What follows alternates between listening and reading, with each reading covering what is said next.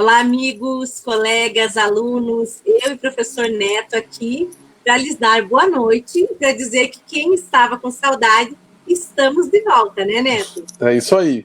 Boa noite a todos, boa noite, Ana. Estamos de volta com o SST News, nesse domingo frio, né? Mudou o tempo completamente e vamos lá, vamos falar sobre as medidas provisórias, trabalhistas e a influência que elas tiveram na área previdenciária, né? Dentro do direito previdenciário. Excelente. Bem, para quem ficou esse mês sem a gente, só para dizer que nós estamos aí com diversos projetos depois do nosso webinário. O webinário foi um sucesso, queremos agradecer todos vocês que estiveram conosco no webinário, né, Neto? O webinário de saúde Sim. e segurança foi muito bacana. Mas e você que não assistiu, não se inscreveu, não soube do webinário, não tem problema. Vai lá na página do Instituto Paulista, tem 4 horas do webinário para você assistir. Neto, passa teu endereço lá para o Tá pessoal. tudo lá disponível, né, no YouTube, Instituto Paulista de SST. Então é só digitar no YouTube Instituto Paulista de SST e o webinário tá lá, tem outros vídeos, mas o webinário específico tá bem interessante. Nós temos vários palestrantes, né, não foi só eu e a Ana que participamos. A gente trouxe um engenheiro de segurança do trabalho para falar sobre as questões de saúde e segurança no trabalho, as novidades, né? Então, o meu pai também participou, a Gisele participou, a doutora Gisele. Então, assim, é bem interessante, vocês acessem lá e vocês vão poder ver esse conteúdo, ele está todo disponível, 4 horas de um conteúdo bem interessante sobre a parte de saúde e segurança no trabalho, né? E as novidades das normas regulamentadoras. Hã? As novidades que foram mais legais, Isso, né? que foi, a gente falou da NR1, né, do PGR, o Programa de Gerenciamento de Risco, as novidades da NR7, a Ana e a Gisele trataram da questão dos reflexos dessas normas na parte previdenciária empresarial, né, então a questão do FAP, a influência disso nas ações regressivas, então tá bem legal mesmo e tá lá disponível, 4 horas de conteúdo disponível para vocês acessarem quando vocês quiserem. E é legal isso no YouTube, que dá para assistir em partes também, né? Assiste um pedaço, depois assiste mais um pouco. É bem interessante. Com certeza. E olha, a gente está aqui de azul, tá? Mas vocês não pensem que é uniforme, né? Por acaso, no frio, nós dois colocamos uma roupa azul para combinar com a logo do SST. Isso. Aqui em Curitiba, 12 graus, mas a gente passou o dia friozinho e a ideia é que vai chegar a 5 graus, provavelmente a partir de amanhã, né? Então eu vou contando para vocês como que é essa realidade aqui nossa no sul e o frio que a gente enfrenta nesse período do ano, né? Mas aí é difícil estar tão frio assim em São Paulo, né, Neto? Bem, assim, a mudança foi bem grande, porque nos últimos dias não tem feito tanto frio, né? E de repente um frio infernal aqui. Tá difícil, né? Tanto que eu tô de blusa, eu nunca uso blusa, mas hoje eu tive que colocar blusa, porque tá bastante frio. Vamos aproveitar para dar boa noite para o pessoal que já chegou aqui. Todos já foram para a tela, né? Mas só para registrar o Fábio Ribeiro, Getúlio Oliveira, Marcos Boa Apolinário, noite. a Viviane Rensfeld, que é coordenadora do IEPREV, a Carolina Manrink, falei certo, né? A Advocacia Bernadette. Oi, Berna, tudo bem? Um beijo grande para você, que bom que você está com a gente também. Reginaldo Pádua, Marcos Apolinário dizendo que vai assistir aqui, porque é muito top. Que bom, Marcos, que bom que vocês gostam, né? E a minha amiga que já fazer um registro, a Lúcia Catarina, que é minha amiga aqui de Curitiba, que também já está conosco. A Lúcia que sempre ajuda a gente a fazer propaganda também, né? Eu já agradeço também, a Viviane também. Bem, o nosso tema de hoje, eu vou começar, hoje eu que começo. É isso aí. O nosso tema de hoje, ele é um pouco mais jurídico, mas ele vai ter reflexos no ambiente laboral. Um abração para a Joelma também. As minhas amigas chegam aqui, né? Eu faço propaganda, a gente nunca vai ficar sozinho, que as amigas aparecem. Não, tem que fazer. E... Não, pessoal, aqui a gente é assim, o programa ele é metade, ele é 80% brincadeira e 10%, 20%. Tem que descontrair, né? Um abração aqui, ó, Arapoti, Ezequiel, Shirley Mariano, Itajubá, muito bom, olha. Legal. Excelente. E aqui o Anderson, ó, O Anderson. Fala, Anderson, boa noite. E tá com esse símbolo aqui, eu pensei que era alguém dos Brasão órgãos da República. Pois é. E sabe que... Eu Não, achei pode que o falar. presidente queria falar com a gente. E você sabe que no Brasão da República tem duas coisas que eu gosto, né? Eu tenho até medo de saber. Não, é verdade. Eu vou Coloca, colocar aqui. coloca de novo. De um Uhum. lado é um pé de café, do outro lado é o tabaco. E deixa eu aproveitar para contar, eu não sei se você sabe, mas eu já fiz a minha homenagem no Instagram hoje. Hoje é o Dia Nacional do Café. Ah, é? Não sabia disso. Eu já postei lá a maquininha minha fazendo café, postei. Então, para todos vocês que estão conosco, né? É isso aí. Um brinde para esquentar a noite com café. Um beijo para Jaqueline Coutinho também e para Célia Mara, minha irmã. Bem, vamos lá. Então, vamos falar da parte séria agora, né? Vamos lá. A gente voltou só na brincadeira. Não vai dar, Neto. Eu vou ter que, antes de começar, vou ter que mandar um grande abraço para o doutor Antônio Mioso, queridíssimo, me apoiou muito quando eu comecei no Direito Previdenciário aqui em Curitiba. Um beijo muito grande para o doutor Mioso. E o pessoal está aqui, ó, só nos comentários. Abração para a Kênia também. Depois eu volto a colocar o pessoal na tela. Bem, pessoal, então hoje o nosso tema, a gente vai falar um pouquinho das medidas provisórias. Vocês vão observar que eu fiz uma coisa que eu nunca faço, anotações.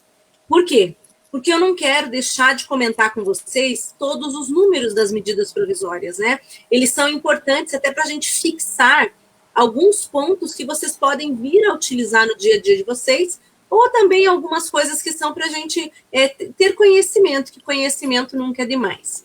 Então, eu estava comentando com o Neto, antes da gente começar, essa explicação que eu vou dar, inclusive, nós temos o professor Seral, que é professor titular aqui da UFPR no Paraná, né?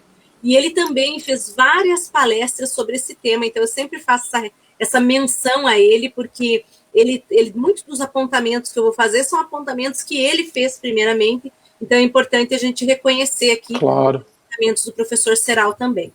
Bem, nós temos duas coisas importantes que aconteceram no âmbito trabalhista e que vão ter reflexo na vida previdenciária dos segurados. A primeira delas é o programa de manutenção do emprego, e a segunda são os programas que têm um viés de medida sanitária. Eu vou explicar para vocês a diferença entre os dois. Então, eu vou começar com a medida sanitária, porque a medida sanitária ela é mais curtinha. O que é, então, uma medida sanitária? A medida sanitária é quando o governo, principalmente em épocas de calamidade pública ou de uma questão que envolve saúde pública geral, ele toma uma medida, ele define uma lei, ele cria uma norma que tem a intenção de proteger parte da população ou o todo. Às vezes ela é direcionada para uma parte, mas sempre visando a proteção da saúde pública em geral. Então, nós temos nisso a Lei 13.979, né, de 2020, que ela traz uma medida sanitária muito importante, que é o quê? Definição de quem é grupo de risco, no caso da pandemia, e o afastamento, a possibilidade de afastamento dessas pessoas, chamado afastamento preventivo. Esse afastamento preventivo, ele passa, então, a integrar a legislação, indicando que aquelas pessoas que fazem parte do grupo de risco poderão se ausentar sem que isso seja reconhecido como uma falta grave ao emprego, ou sem que seja conhecida como uma desídia ou algo do gênero. Vou passar para o Neto, para você só explicar para o pessoal a diferença quando eu afasto por doença e quando eu afasto por prevenção. Por que essa norma, então, veio a ser necessária? Sim, uma coisa é eu afastar porque o indivíduo está incapaz para o trabalho, né? Essa é uma discussão muito grande, Ana, que eu entendo que em alguns casos, apesar da norma não falar que tem direito a um benefício previdenciário, eu acho que é uma discussão grande que a gente pode ter dentro do direito previdenciário, se isso não deveria ter cobertura previdenciária, né? Porque se a gente for ver o conceito de incapacidade, a gente sabe que hoje, principalmente dentro do Poder Judiciário, se considera a incapacidade não só como a questão da doença em si, mas uma visão biopsicossocial. Eu entendo que deveria ter essa discussão, a gente vê pouca gente discutindo sobre isso. Eu já até participei de um evento e trouxe essa questão para ser discutida, porque o conceito de incapacidade, ele fala que é a impossibilidade para o exercício da função ou o risco que o indivíduo pode ter, risco de vida para si ou para terceiros, e no caso seria risco de vida para si, pela permanência na atividade. Então, uma coisa é eu não poder exercer meu trabalho porque eu não consigo exercê-lo, Uma outra coisa é eu não poder exercer esse trabalho porque eu tenho um risco à minha vida. E aí que entraria essa questão do grupo de risco. Pelo que está na legislação, esse grupo de risco afastado do trabalho não teria cobertura previdenciária. Seria uma medida sanitária, como você falou, sendo responsabilidade da empresa arcar com esses pagamentos, né, com o custo desse afastamento desse grupo de risco. E eu entendo que deveria sim haver uma discussão sobre se isso não deveria ter a cobertura previdenciária, e nós não estamos aqui tratando de um benefício novo, na verdade, né? O que a gente está tratando é do próprio auxílio-doença, pela previsão da própria legislação quando a gente fala de incapacidade laborativa. Excelente. Na verdade, essa ponderação ela acabou sendo pouco aprofundada. Tudo bem que é uma questão que nós tínhamos pressa, né? A questão ela exigia uma certa urgência, mas eu acredito que é uma questão que a gente pode ainda vir a ver a judicialização dessas questões pelas empresas, principalmente quando a gente fala de empresas que tem um número, assim, como é que eu posso dizer? Muito grande. Né? Porque aí você pode ter, por exemplo, 30% da tua mão de obra afastada e exigem algumas contribuições sobre isso. É claro que até o final a gente vai nossa, gaguejou aqui, gente. A gente vai comentar a respeito dos casos de compensação, mas eu vou explicar, ele é exclusivamente para auxílio-doença. Então, esse que é um problema, né? A medida sanitária em especial, né? Então, esse é um grande problema, porque além da empresa ter que manter o funcionário em casa pagando salários, ainda vai ter todo o custo que envolve a carga tributária sobre esse pagamento, né? Então, essa questão é bem interessante de ser discutida. Dependendo do tamanho da empresa e dos valores, são valores bem consideráveis, né? E a gente não está vendo essa discussão acontecer. Até porque essa medida sanitária ela não envolve só o grupo de risco, ela envolve também os suspeitos de contágio, né? Então, teoricamente, os suspeitos de contágio, os primeiros 15 dias seriam pagos pela empresa normalmente, e na verdade, a gente sabe, dependendo da atividade, você não tem como deixar uma pessoa que está espirrando para atender o público. Se a pessoa vá ao médico, tenha certeza que não é Covid, faça o exame, o público não quer ser atendido por alguém que está tossindo, espirrando. E essa questão da suspeita é bem complicada, porque assim, é uma doença que os sintomas são muito inespecíficos e que podem ser confundidos com diversas outras doenças. Então, por exemplo, o indivíduo que tem rinite, eu, por exemplo, quase todas as manhãs acordo espirrando. Aí eu espirro, mas depois eu não espirro ao longo do dia, mais de manhã mesmo, porque eu tenho rinite alérgica e eu já estou acostumado com isso. Só que com o Covid-19, uma série de sintomas que até podem ser comuns no dia a dia e que você não suspeitaria que a pessoa tem alguma coisa mais grave, isso pode ser visto como um caso suspeito. E aí você afastaria. E até o resultado dos exames para haver a confirmação, isso não é de um dia para o outro, né? Porque o resultado do exame sorológico sai de um dia para o outro. Hoje os laboratórios estão fazendo, a gente consegue o resultado com um dia útil. Agora o PCR, que é aquele primeiro exame que é para detectar o vírus, porque o sorológico, como você detecta os anticorpos contra o vírus, você só consegue numa fase mais avançada da doença, né? Após o 7º dia de início de sintomas, é isso que se estima mais ou menos. E o exame que seria feito mais precocemente seria o PCR, que é o que detecta o vírus. Esse exame, ele tem levado, em média, de 5 a 7 dias para ficar pronto. E aí, como que o empregador vai manter a pessoa trabalhando se não tem o resultado do exame ainda? É uma suspeita. Fora os que nem estão fazendo exame, estão sendo afastados por 14 dias para cumprir aquele período de 14 dias para poder voltar a trabalhar. Então, são situações bem complicadas que as empresas estão enfrentando, sim. Com certeza. E aí, na sequência, né, continuando essa digressão que a gente está fazendo das normas aqui, então a gente sai da 13979, que traz uma medida que é sanitária, né, com os defeitos e com as problemáticas que a gente já comentou, que o Neto, inclusive, frisou aqui, é o fato de que o empregador vai fazer esse recolhimento, né, e vocês estão, acho que meu microfone está fazendo barulhinho, ou é o teu? Não, para mim tá bom o áudio, Ana. Tá bom? Tá bom, tá bom. O pessoal pode confirmar aí, mas aqui tá ok. Eu estou ouvindo um barulhinho metálico, parece, no fundo. Agora parou. Agora ficou bom. Acho que você não pode balançar o rosto, né? Não? Não pode se balançar. Talvez tá batendo no super da blusa aqui. Vou abrir aqui agora. Mulher é detalhista pra caramba, né? Não se Pronto. mexa. Fique estático. Está Com dor no pescoço, mas estático. para não fazer o barulhinho. Vai. Bem, daí na sequência, a gente teve a medida provisória 927, né? A medida provisória 927, ela foi aquela que trouxe a polêmica suspensão do contrato de trabalho, aquela suspensão que permitia os cursos de qualificação e que, no caso, não trazia não conseguia identificar o valor da remuneração que seria mantido, como que isso ia funcionar. Teve muita crítica, né? E ela foi rapidamente revogada pela medida provisória 928. Então, aqui só para a gente fazer como é que fala assim, e descendo ali uma digressão das normas. Na sequência, então, a gente tem a medida provisória 936. E aí é na 936 que a gente tem a identificação do que a gente chama de programa de manutenção do emprego. Por que é chamado de programa de manutenção do emprego? Porque ele veio tentar equilibrar as duas partes. Nós temos os empregadores vivendo um momento difícil, nós temos os empregados. É claro que não dá para comparar, né? A situação do empregado, quando a gente fala principalmente de empregos em que o salário é baixo, a situação do empregado é a seguinte: ele não tem o que comer no mês posterior. Exatamente. O empresário ainda consegue levar se manter por um tempo.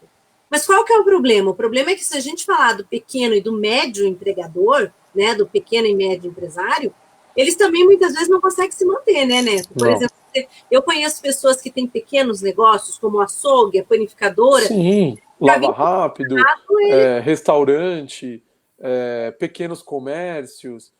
O problema é justamente esse, né?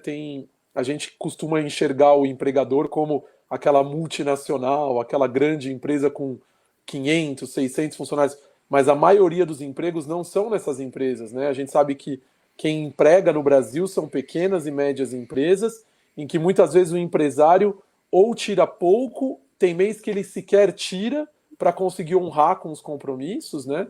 E aí esse é o que vai ter o maior prejuízo nesse período.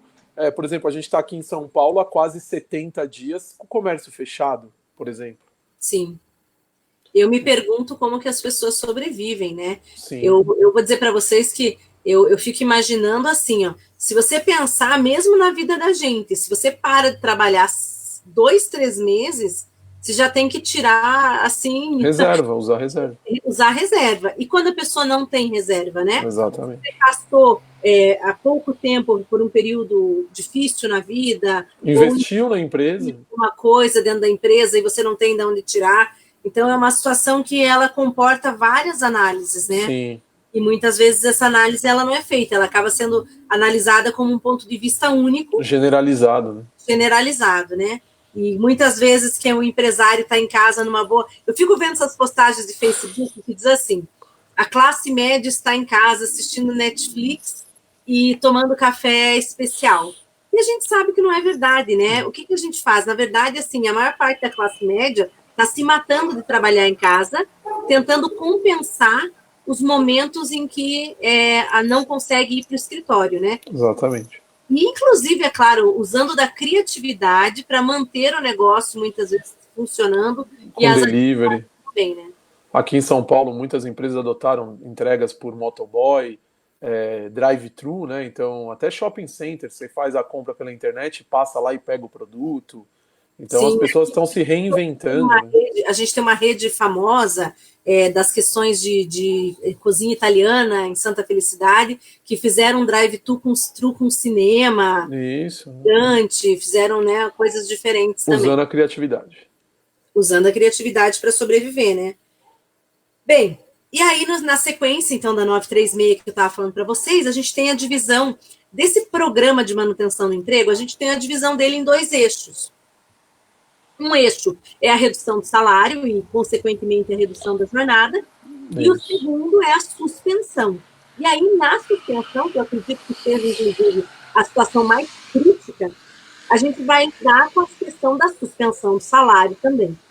E aí, para suspender esses salários, é que entra o governo. O governo vem com o que a gente chama de medida de manutenção do emprego e vai trazer o auxílio emergencial. Não dá para confundir, né? O auxílio emergencial não é um termo certo que eu usei, é o benefício emergencial. Senão a gente confunde com aquele auxílio Isso, dos autônomos, né? Isso.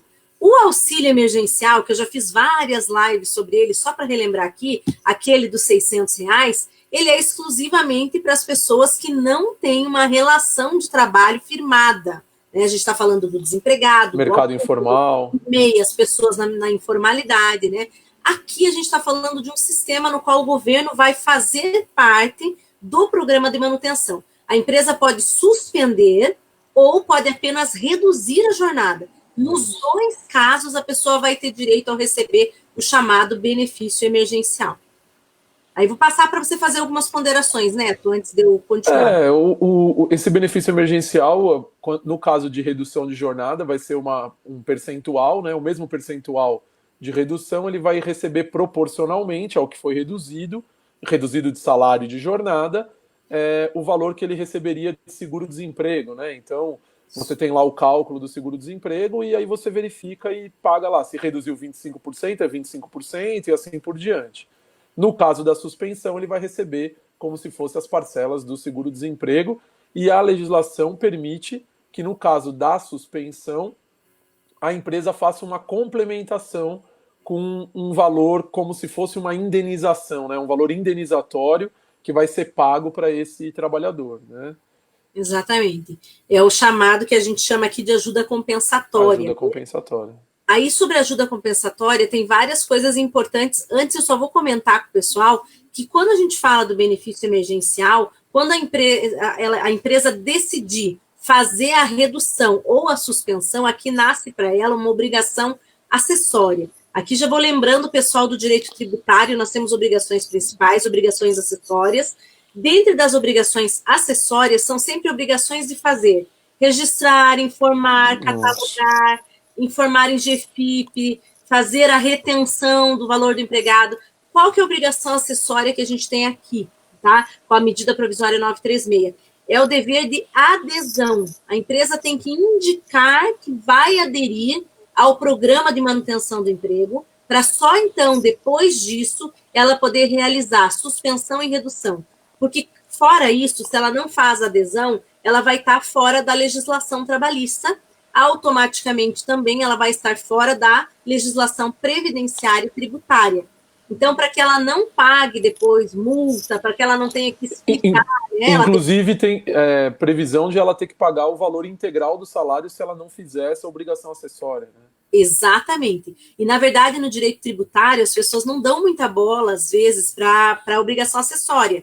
Mas a obrigação acessória, ela é uma obrigação que eu não tenho como convalidar depois. É muito importante. Se ela é uma obrigação de fazer, não tenha só a multa para poder considerar. Eu gosto sempre de relembrar, o fato de não fazê-lo faz com que automaticamente você não tenha o direito a gozar de nenhum daqueles benefícios, já que você não fez a adesão.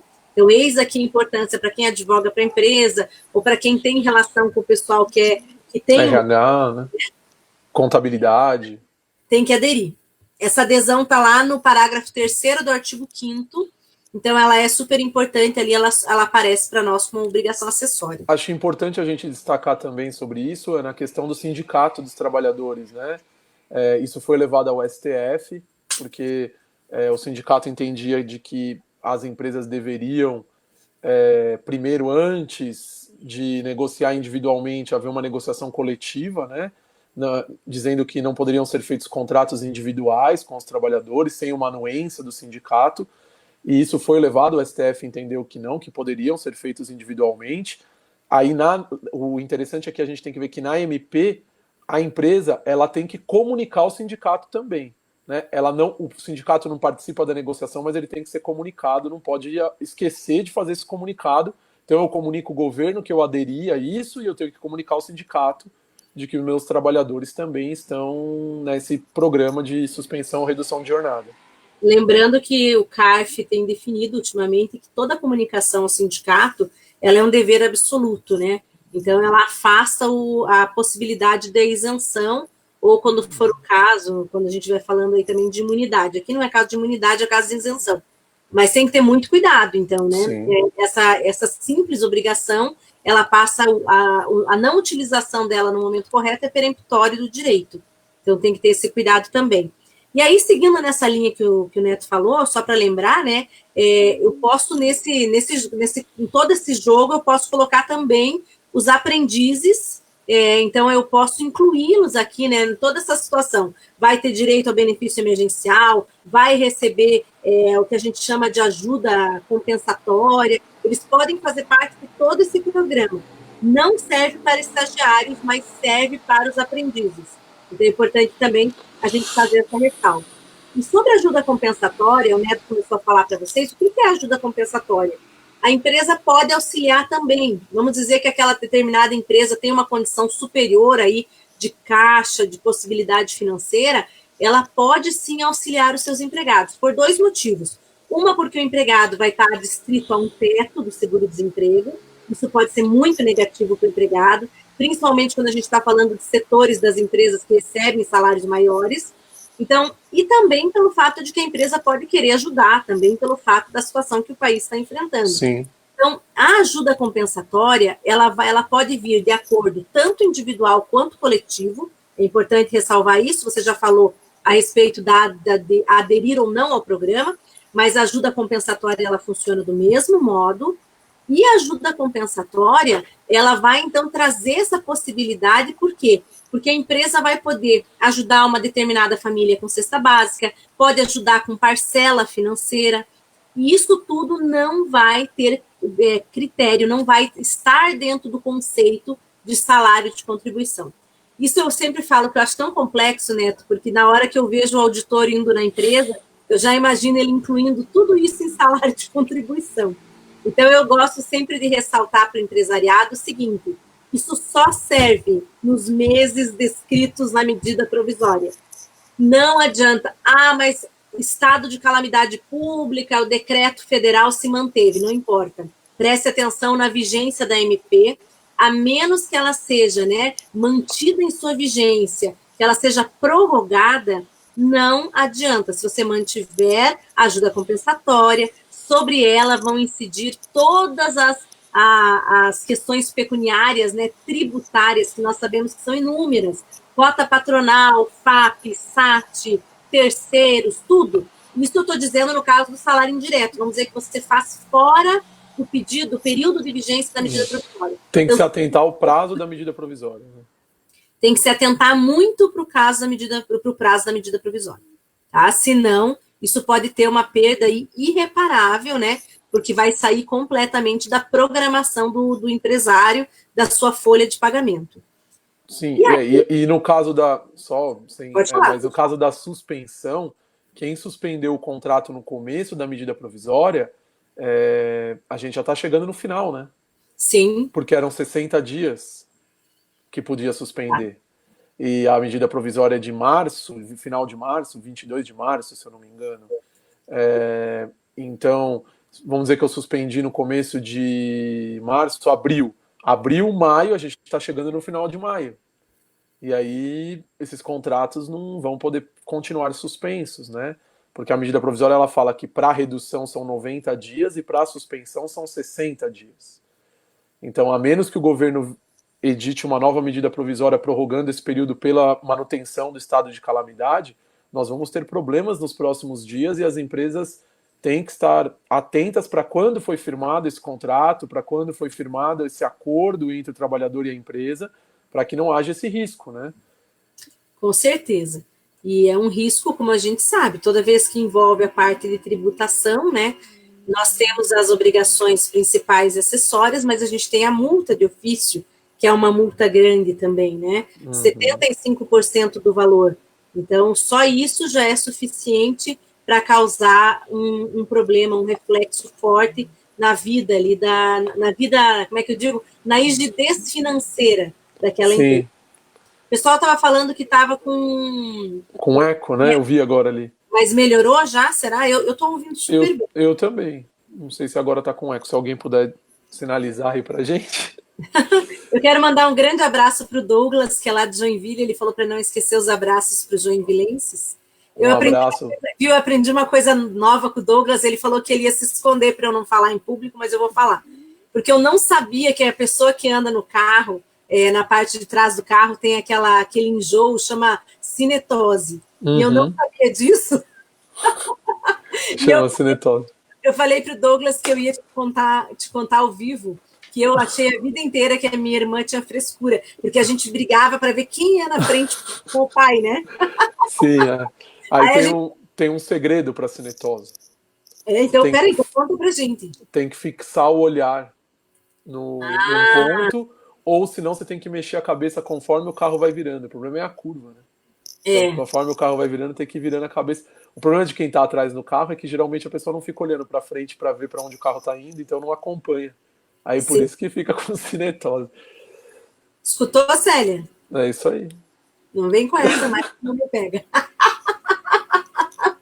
Não, assim, ó. Aí ela sempre dizia assim, eu não posso ir atrás, porque eu vou ter enjoo, ela falava. E eu perdia, né? Mesmo quando era minha vez, eu perdia, eu tinha que ir atrás, porque senão ela ficava enjoada. E aí eu falei que eu achava que isso era frescura. Aí o Douglas veio e falou, não, isso é doença, tem até um nome. Ó, Douglas, o Neto acabou de dar a solução, viu? Não vem que você gosta do meu lado, não. Ó, a Thalita Lessa falou o seguinte, que o som melhorou quando eu falei para você aquela hora, né? Mas ela falou que só continua o barulho do ainda tá fazendo barulhinho? Vamos arrumar isso. Pronto. É que tá muito frio, não vou tirar a blusa. Não precisa tirar a blusa, porque isso aqui não é um show de striptease. Não tem que tirar nada. Não vou tirar a blusa nenhuma. Tá muito frio. Bem, e ainda, só para relembrar, então, o pessoal, né, se não integra o salário de contribuição, ainda falando da ajuda compensatória, se ela não vai integrar o rol de salário de contribuição, sobre ela não recaem as verbas da folha de trabalho, é importante lembrar que também não tem recolhimento do FGTS sobre essa parcela, e sobre essa parcela também não tem cota patronal, refrisando aqui, e não tem retenção do imposto de renda. Tá? Lembrem disso, ela é uma ajuda indenizatória. Quem trouxe a natureza de indenizatório foi a medida provisória federal. Então, se ela é federal, ela tem o direito de dispor sobre a verba também de natureza do imposto de renda. Então, esse é um reflexo importante aqui da gente considerar, né? Porque se fosse uma medida que fosse qualquer coisa regional, estadual, municipal, ela poderia se referir à previdência exclusivamente da região, né? Sim. Aquela previdência própria regional. Jamais sobre nada que seja federal, sob pena de extrapolar a competência dos entes federados que a gente tem aí, né? E esse é um problema que a gente vai ter se, por exemplo, porque a ideia do governo federal é liberar, só que a gente sabe que o STF decidiu que as decisões vão ser regionalizadas, né?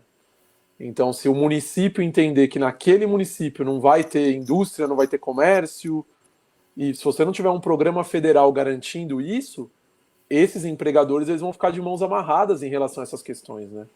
Então, pode haver um conflito aí de normas e a gente vê um grande problema em alguns municípios. A Viviane está identificando aqui um caso de família, né, para a gente ir para o programa da Cristina Rocha. É isso aí. E a minha irmã está dizendo que ela vai continuar indo na frente. Vocês estão vendo, gente, essa provocação pública no horário nobre do Fantástico. Não, esse Douglas me faz cada uma, né? Mas ele estava fugindo do nosso programa só para não falar. Para não falar da cinetose. Para não falar da cinetose dele lá. Bem, e acho que é bem importante também, ainda seguindo nessa nossa linha, comentar da medida provisória 944, ela trouxe uma linha de crédito especial para as empresas. Então, se a gente for discutir aqui todas as medidas provisórias da época da pandemia, já que o nosso programa, quando foi lançado, ele era, né, um programa especial pandemia, né? A gente tem a medida provisória 944, que ela trouxe aí uma linha de crédito para tratar exclusivamente desses problemas que as empresas vão enfrentar. Não é só essa questão, a gente tem muita questão para ser enfrentada, né? Tem a questão do FGTS, tem recolhimento de tributo, tem questão dos empregados, tem questão também do próprio capital de giro. Então, tem muitas questões aí a serem discutidas ainda a respeito assim, da regra geral dos custos que as empresas terão para se manter nesse momento aí pós-pandemia, né? Ana, acho que é importante só para a gente, para não passar para o próximo assunto, a Thalita Alessa, ela coloca aqui, ela não entendeu direito a questão do prazo da MP que a gente estava comentando.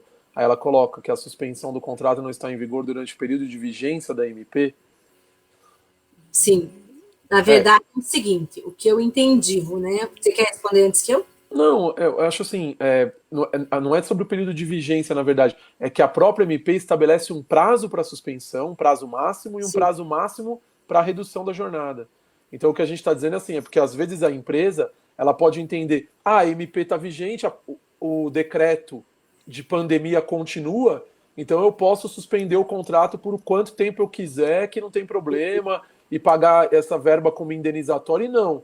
A grande questão tem um prazo estabelecido na medida provisória de máximo para eu manter o contrato suspenso ou reduzido. Extrapolado esse prazo, qualquer coisa que eu pague para o trabalhador, ele não tem mais um caráter indenizatório e passa a ter um caráter salarial, né? E aí você tem todas as incidências de tributos em razão disso. Sim. Eu acho que o que eu tinha entendido, que talvez a Thalita também tenha tentado dizer, foi o seguinte, olha, talvez ela está dizendo quando que eu posso definir por essa opção. Isso não está escrito no MP a qualquer momento, né? E aí, teoricamente, se ela ainda não suspendeu, sim. ela ainda poderia suspender, sim, mas respeitando 60 ou 90 dias, de acordo Exatamente. com o caso lá, se for o item A, a linha A ou a linha B, que ela tiver enquadrado. Acho que a Thalita quis dizer. Mas também fiquei na dúvida, mas foi bom que você já respondeu também a outra. Porque, por exemplo, se vamos dizer que tem um trabalhador que ele está trabalhando normalmente, ainda não foi suspenso o prazo, suspenso o contrato pela MP, a empresa poderia agora suspender por 60 dias, não teria problema. Desde que respeitado esse prazo máximo, né? Inclusive, sim, a medida provisória, a gente nem falou isso, né? Ela fala que a empresa pode reduzir, suspender e a qualquer momento fazer com que o trabalhador volte para a jornada normal. Sim, sim. Né? É só comunicar, tem um prazo para comunicação do trabalhador e ele voltaria a ter o contrato normal dele, sem a suspensão ou redução. É isso mesmo, a Thalita entendeu isso também. Então tá. Ela entendeu a gente aqui. Mandar um grande abraço para a Nayara Dornelas. A Nayara, boa noite, Nayara. No Instagram, pessoal, acompanhem lá a Nayara, que ela é nossa aluna querida. Além de linda, super querida, simpática. Nayara, eu vi teu vídeo, você gravando lá, já vou fazer propaganda para o pessoal te seguir também, tá? Isso aí. E aqui a Jéssica, ela está falando o seguinte, é permitido suspender o contrato por 30 dias e após reduzir a jornada salário? Não, são coisas diferentes. São 2 eixos do programa de manutenção do emprego. Um eixo do programa é a redução e o outro é a suspensão. Então, Jéssica, se eu entendi direito o teu comentário ali, não significa que eu vá suspender e depois ainda por cima reduzir. Eu não sei se foi isso que você quis dizer, né? Mas você está perguntando assim, se eu tenho que seguir essa lógica ou se eu posso aplicar para o mesmo contrato as duas coisas. Daí eu acho que não dá tempo, né? Porque, veja, se você vai suspender e na sequência ainda reduzir a jornada, não sei, o que você acha, Neto? Pelo o que eu entendi da medida provisória, é claro que isso é interpretativo, né? Mas o prazo máximo seria de 90 dias e não poderia a gente fazer 60 mais 90. Pelo menos foi esse o entendimento que eu tive fazendo a leitura da medida provisória. Se seria essa a possibilidade que ela está aventando, eu não sei se isso seria possível, não. Tá? Ou talvez ela quis dizer assim, né? Fazendo aqui tentando entender melhor essa pergunta. Talvez ela tenha pensado, inicialmente, o empresário resolveu suspendeu por 30 dias. Ótimo. Aí retornou e ele falou, olha, eu vou acabar com a suspensão, a gente vai atender pessoas, mas vamos atender numa rotina reduzida. E aí ele reduz o salário, entendeu? Foi nesse caso, eu acho que é possível. Sim. Eu acho que a medida ela vem, inclusive, para lidar com essa dinâmica, né? Porque não é uma situação estática, é uma questão dinâmica. A questão, você vai na verdade, trocando o pneu com o carro andando, né? Vivendo a situação da pandemia e tentando ajustar ela ao dia a dia e também às realidades que a gente está enfrentando. Eu acredito que seria possível. Até estou vendo que a Ana Paula Silva Araújo está aqui assistindo a gente. Ana, se você tiver uma resposta até para complementar aqui a nossa, eu sei que a Ana é especialista no tema, ela pode até comentar aqui com a gente. Um grande abraço para ela e para toda a família dela também. Nossa, mas eu estou vendo uma pessoa aqui comentando o nosso programa que eu estou passada, é uma novidade muito grande. Luiz Fernando, olha lá. Mas esse não é meu irmão. Não, quem que é? Não, é um primo do meu pai aí do sul, do Rio Grande do Sul. Se fosse de Erechim. teu irmão, eu ia ficar muito surpresa, ele nunca participou. Sabe como eu sei? Pelo Luiz. O Luiz do meu irmão é com S, esse é com Z. Ah, então um abração. Um abraço, Luiz. Homônimo aqui dos Opitos. O Fernando, a gente conhece ele na família, o Fernando. Um abraço, Fernando. A Ana também está aqui, deixa eu colocar a Ana aqui para a gente ver. A pergunta que a gente já respondeu da Jéssica. Deixa eu ver aqui. Um abração para o Brazão, João Carlos Brazão, nosso coordenador do IEPREV também. Aqui, ó, a Renata Vivalva, ela já está aqui também se manifestando. Olha aqui o que ela disse, ó. Fim do prazo da suspensão pode ser renovado, vista a prevalência do afastamento e decretos municipais e estaduais que não permitem algumas empresas de funcionarem. Aí então. O decreto mais ou menos respondeu, né? Esse é um grande problema. Mesmo que fosse renovado, teria que respeitar o prazo máximo da medida provisória, né? Uhum. E aí o que a gente vai enfrentar agora é justamente essa questão, porque como foi decidido que isso vai ser tratado individualmente, se o governo central, vamos chamar assim, né, o governo federal, não prorrogar ou não aumentar esse prazo, pode ter algum município no Brasil que as atividades não sejam autorizadas a retornarem, lembrando que agora a gente tem um complicador de tudo isso, que é a decisão do STF de que os agentes públicos podem ser responsabilizados por erro grave, né? E aí ele decidiu como erro grave se ele não respeitar as decisões técnico-científicas, né? Os especialistas. Então, se numa determinada cidade você tiver uma alta prevalência de Covid, com um índice grande de mortes, e o prefeito ele não vai poder autorizar, porque senão ele vai poder ser responsabilizado, a gente vai ter um grande problema em relação a isso. É uma coisa que a gente vai ter que parar e pensar daqui para frente. Provavelmente deve sair alguma nova medida provisória. Isso eu não tenho dúvida. Com certeza. E a Marli, que também é a nossa coordenadora do IEPREV, ela falou, olha, no caso de suspensão, vocês entendem que poderá haver contribuição previdenciária sobre o SD? SD, o que é SD? Salário? Não sei. Não estou falando da possibilidade de contribuição previdenciária como facultativo prevista no artigo 8º. Acho que a Marli está falando de contribuir sobre o salário, ou sobre o benefício emergencial, ou sobre o apoio compensatório, será? Não sei, porque não tem previsão, né? Não conta, né? Não tem previsão para contribuição previdenciária. Seguro-desemprego. A Ana já me salvou pronto. Ali. Não, o seguro-desemprego eu sou super contra. Eu acho que não tem essa possibilidade. Inclusive, eu escrevi sobre isso com o Ceral, porque o fato gerador da contribuição previdenciária, Marli, ele é muito claro, né? Que ele é o exercício da atividade remunerada. Se a gente mudar isso, e a medida provisória que restou revogada, 905, ela trouxe essa maluquice, ao meu ver, uma maluquice, por quê? Porque a partir do momento em que eu mudo o fato gerador da contribuição previdenciária, eu mudo a base do sistema, eu mudo a classificação dos segurados, eu mudo a forma de interpretar o custeio previdenciário. E isso é muito arriscado, não é simplesmente incluir uma categoria como o segurado desempregado, né? Então, eu penso que não tem como. A Marli já colocou ali, né, o BEMPER, o benefício ali do emergencial. Uhum. Ali eu entendo, Marli, nesse caso eu acho que não tem como, nem sobre o benefício emergencial pago pela empresa, nem sobre o apoio, a ajuda compensatória paga pela empresa, não poderia haver esse recolhimento. Ele teria que recolher, se fosse o caso, a meu ver, como facultativo nesse caso, embora ele não vai precisar, porque se nós estivermos falando da redução, quem está reduzido vai ter o recolhimento, né? Só não vai ter aquele que tiver suspenso, como a Marli muito bem esclareceu ali na pergunta que ela fez mais para cima, tá? E daí eu acho que não tem como mesmo. Deixa eu voltar aqui para ver se eu pulei alguém. Aqui um abraço para o Alencar, né? A Ana Paula traduziu para mim SD. Gente, olha a cabeça que eu tô hoje. Eu li ali e não identifiquei que ela era seguro-desemprego. Um abração para a Alessandra Minaré, nossa amiga do militar também, né? Um abraço, Ali. A Marli concorda com a gente também. Que bom, Marli. Eu É, também porque, assim. na verdade, ali o seguro-desemprego foi utilizado apenas para o cálculo, né? É, Nem é considerado, né, seguro-desemprego. Até sim. porque aqueles requisitos que a gente tem do seguro-desemprego, que é você tem para os trabalhadores poderem receber o número de parcelas, eles nem estão, né, na MP. Foi Não. utilizado o seguro-desemprego só para o cálculo mesmo, né?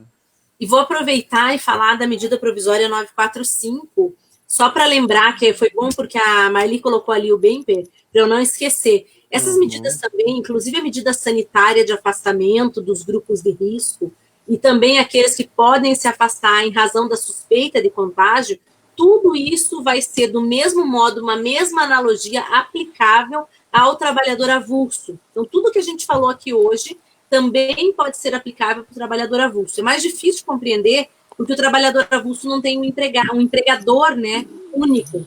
É tudo por meio do ógmo ou do sindicato de categoria. Falo sindicato de categoria porque aqui no Sul e no Sudeste a gente fala sempre em ógmo. Mas no Norte e no Nordeste é comum que o papel do ógmo seja substituído pelo sindicato da categoria. Não é algo comum para nós aqui no Sul e no Sudeste, né? Então, às vezes, a gente sempre fala em ógmo. Se você chegar a dar uma aula, por exemplo, em alguns lugares do Norte e do Nordeste, vocês não sabem nem o que é ógmo. Porque, embora esteja na lei, lá existe um contrato de parceria que o sindicato foi conveniado para trabalhar como se um ógmo fosse. Então, nesse caso aqui, o trabalhador avulso, que nós estamos habituados a ver no porto, né? O trabalhador avulso que lá trabalha na indústria de sal, na indústria de cacau. Então, essas pessoas vão ter esses mesmos direitos todos por meio da medida provisória 945. É interessante frisar isso, né? Que eles não foram esquecidos, como se diz. Inclusive a questão da compensação indenizatória. Acho que é importante ressaltar. Sim, com certeza. Porque tem bastante trabalhador avulso e também com a diminuição de demanda, eles também tiveram um prejuízo, né? Sim, com certeza. E também, mais uma coisa que é importante para a gente ressaltar, é a questão de compensação tributária. Então, para não dizer que não houve nada, né? Tudo que a gente falou aqui foram questões que envolviam mais, assim, direito trabalhista e o reflexo no previdenciário. Agora eu tenho para citar uma questão que é bem previdenciário tributária mesmo, que é o seguinte, quando o empregado for reconhecidamente detectado, infectado pelo Covid, nesses casos, tá? O empregador não vai ser responsabilizado pelos primeiros 15 dias do auxílio-doença. Por que eu estou falando isso? Porque quem tem lá, quem está naqueles primeiros 15 dias, né? O segurado com carteira assinada, ele normalmente a gente pensa sempre assim: segurado com carteira assinada, o doméstico e o avulso. Só que a gente tem que lembrar que o doméstico ele tem uma situação ainda peculiar, na qual quem começa a fazer o recolhimento desde o primeiro dia do afastamento é o INSS. Diferente daquela pessoa que tem uma carteira de trabalho, um contrato de trabalho na iniciativa privada que não seja doméstico e que tenha lucro. Para essas pessoas em especial, o empregador ele fica responsável pelos primeiros 15 dias do auxílio-doença. A gente já teve tanta coisa tentando mudar isso, já teve Discussão, né? 30, já teve outras discussões tentando passar para zero, né? Fato é que ele continua sendo responsável pelos primeiros 15 dias e por todas as verbas e também por toda a tributação que se aplica sobre esses primeiros 15 dias. Recentemente, uma discussão do direito tributário é o empregador não ser responsável pelo recolhimento da cota patronal desses primeiros 15 dias e demais tributações, que eu acho justíssimo, porque esses primeiros 15 dias, eles não integram, né, o salário de contribuição. Sim. Se a gente for pensar que eles não remuneram o trabalho, como diz o artigo 22 da Lei de Custeio, lá no inciso 1º. Então, eles não são eminentemente contra a prestação do trabalho. Mas é uma discussão que não tem fim, né? A Receita Federal entende de um modo, o CARF está no meio do caminho, com voto de qualidade, e o STJ afastou, o STF está discutindo. Então, ainda tem muito a ser dito sobre esse assunto. Mas, no que se refere a isso, a gente tem aqui uma questão trazida na Lei 13.982, quem estava anotando as leis aí só para registrar. Essa é a 13982 de 2020, lá no artigo 5º, e vai acontecer muito semelhante ao que já acontece no salário maternidade, tá? Então, o empregador, ele vai pagar, ele vai recolher e pagar salário sobre esses primeiros 15 dias, mas depois ele vai fazer a compensação. Só que aqui é limitado ao teto. No salário maternidade, não tem limitação ao teto, né? Tanto que se eu tiver uma diretora de empresa, uma supervisora que ganhe 20 mil reais, ela está limitada ao teto do ministro do STF. Aqui não. Aqui eles falaram, olha, vai acontecer do mesmo modo, tanto para tributo como para salário pago pelo empregador, só que esse ponto em especial, ele vai ser compensado até o limite do teto da Previdência. Então, funciona um pouquinho diferente. Mas é interessante porque é diferente, né? Pelo menos tem alguma compensação, né? Tem alguma compensação, exatamente, né? E aí, Só né? que a única coisa importante falar isso, Ana, nesse caso tem que haver a confirmação. Foi né? ótimo que você falou, exatamente. Tem que ser uma confirmação documental. Documento, o laudo exame. não serve, tem que ser exame. Foi bom que Exatamente. você falou. Porque senão o pessoal vai sair compensando aí lá na frente. Vai ter Até problema. porque a gente sabe que muita gente acaba abusando do direito, né? O chamado abuso de forma. E esse é um problema porque não vai dar para fazer o exame depois, né? Exatamente. Então, se a empresa não estiver testando, não vai poder usar da compensação. Na verdade, foi uma forma inteligente do ministro da Secretaria do Trabalho de compreender que uma forma de fazer estatística e conseguir entender o que estava acontecendo no meio ambiente laboral era agregar isso a uma compensação. Mas, junto, uma obrigação acessória específica, né? Então, quem não tiver comprovação não compensa. Exatamente. Isso é uma ressalva que está lá no artigo 5º dessa lei. Então, vai ter que tomar esse cuidado. Neto, eu queria passar a palavra para você falar um pouquinho dessa questão polêmica agora. Muita gente entendeu, equivocadamente, a gente já falou disso, né, no nosso programa anterior, que a medida provisória 927, ela trouxe uma possibilidade aí das empresas passarem por cima do nexo técnico epidemiológico, principalmente no que se tratasse das questões aí advindas da pandemia. Queria que você explicasse para o pessoal que está nos acompanhando e aproveitando que muita coisa aconteceu do nosso programa para cá, você contasse o histórico. A gente teve na MP 927 um artigo específico que falava que o coronavírus, né, a Covid-19, não seria considerado como doença ocupacional, exceto comprovado nexo causal. Isso foi levado ao Supremo, quando foi levada a medida provisória a ser discutida, e o Supremo entendeu, por maioria, que quase maioria absoluta, mas não foi maioria absoluta. Acho que teve um voto divergente do ministro Marco Aurélio, se eu não me engano. Foi 9-1, acho que o ministro Celso de Mello não votou. E foi reconhecido esse artigo como inconstitucional. Por quê? Qual que foi o entendimento que o STF teve sobre o caso? Que esse artigo, o artigo 29 da MP 927, ele trazia um ônus muito grande ao trabalhador. Então, foi divulgado muito na mídia, eu fiz até me convidaram para falar até numa outra página no YouTube sobre isso, porque foi uma discussão muito grande, principalmente no meio de saúde e segurança do trabalho, muitas empresas apavoradas, porque foi divulgado na mídia da seguinte forma: STF reconhece Covid-19 como doença ocupacional. Que loucura. Não é verdade, o STF não reconheceu nada como nada. O que o STF entendeu? A questão do artigo 29, ele trata especificamente do ônus da prova. Quando o legislador, e dá para entender a intenção, né? A gente tem que ver qual que é a intenção do porquê que eles colocaram isso. Nós estamos tratando de uma doença altamente contagiosa, altamente prevalente, e que eu não consigo definir corretamente aonde a doença aconteceu, onde a pessoa adquiriu aquela doença. Então, o legislador entendeu o seguinte: olha, essa doença ela não pode ser considerada como ocupacional, exceto comprovado nexo causal. Quando ele joga esse exceto comprovado nexo causal, ele está jogando esse ônus da prova para o trabalhador. E foi esse o entendimento que o STF teve. E o STF falou: não, isso é muito oneroso para o trabalhador. Voltamos à regra geral. Então, nós tínhamos uma lei específica tratando sobre isso, um dispositivo legal específico, que seria o artigo 29 da 927. Mas não é que o STF reconheceu como ocupacional. Não é isso. Não foi esse o teor da decisão. O STF falou o seguinte, ó, isso é inconstitucional, volte para a regra que já existe na legislação. E nós já temos uma regra na legislação para estabelecer que uma doença tem relação com o trabalho ou não. No caso do Covid-19, eu não posso enquadrar ele, no meu entendimento, na lista A e B e nem na lista C do anexo 2 do decreto 3048 de 99. A lista A e B trata da chamada doença profissional e doença do trabalho, e a lista C do nexo técnico epidemiológico. Por quê? Porque essas listas elas são feitas anterior. A gente está falando de uma doença que tem 5 meses. Né? Então, primeiro, não teria como o legislador prever essas situações. E o nexo técnico epidemiológico, eu entendo que ele não pode ser aplicado porque o nexo técnico epidemiológico é baseado em estatística. Eu vejo quais empresas utilizam mais a previdência em determinadas doenças e faço uma relação epidemiológica. No caso da Covid, nós não temos ainda essa relação epidemiológica, simplesmente porque a doença tem 5 meses.